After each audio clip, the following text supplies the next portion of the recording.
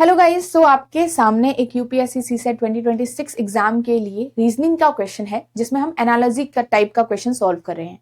ये है तो एनालॉजी चैप्टर का, बट आप इसको कोडिंग डिकोडिंग अगर आपने चैप्टर कवर किया है तो यहाँ से आप उसको आराम से सॉल्व कर सकते हैं। मतलब आपको अलग से कोई एनालॉजी का चैप्टर पढ़ने की जरूरत नहीं है। ठीक है, तो देखिए इसको कैसे सॉल्व करेंगे। इसमें सिर्फ ये पूछा गया है कि यहाँ पे जो मिसिंग टर्म है वो कैसे फाइंड आउट करनी है। इसी टाइप का एक क्वेश्चन आपका कुछ टाइम पहले यहाँ पे रीजनिंग में आया हुआ था। ठीक है, तो आपके पास यहाँ पे देखो, ये आपका अगर इससे रिलेट है जिस तरीके से, उसी तरीके से ये ऐड से होना चाहिए।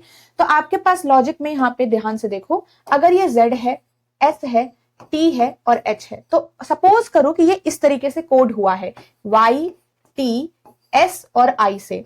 तो आप यहाँ पे देखोगे कि ये -1 हो रहा है, ये +1 हो रहा है। +1 का मतलब है कि एग्जैक्ट नेक्स्ट लेटर, -1 का मतलब होता है एग्जैक्ट प्रीवियस लेटर। ठीक है, प्लेस वैल्यू के हिसाब से हम यहाँ पे इसको करते हैं। So I hope you will learn the place values of each letter to find out the codes.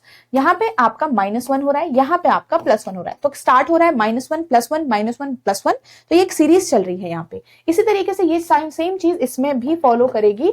आपका यहाँ पे हो जाएगा -1, यहाँ पे हो जाएगा +1, यहाँ पे हो जाएगा आपका -1 अगेन, और यहाँ पे लास्ट में 20 हो जाएगा आपका +1।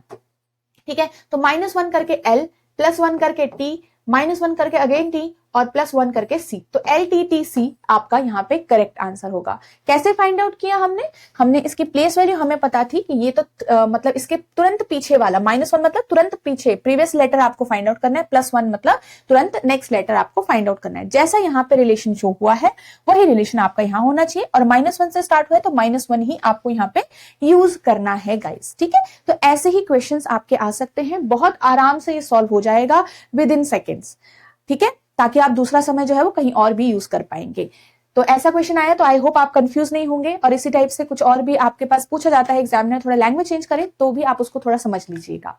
बस ध्यान रखो, जब भी ऐसे क्वेश्चन होंगे इनके लिए सबसे इंपॉर्टेंट चीज होती है लेटर्स की प्लेस वैल्यू, बिकॉज उसके हिसाब से आप यहाँ पे चीजों को समझ सकते हैं जल्दी। और साथ में अगर किसी ऑपोजिट लेटर पता होना चाहिए कि कौन से लेटर का कौन सा लेटर ऑपोजिट पेयर में है। ठीक है, ये चीजें इंपॉर्टेंट है यहाँ पे। सो ऐसे ही क्वेश्चंस आपको मैंने सॉल्व कराए हुए हैं इसी चैनल पर, तो चैनल पे न्यू है सब्सक्राइब जरूर करिएगा ताकि आप कोई भी इंपॉर्टेंट सेशन यहाँ से मिस ना करो। Thank you guys.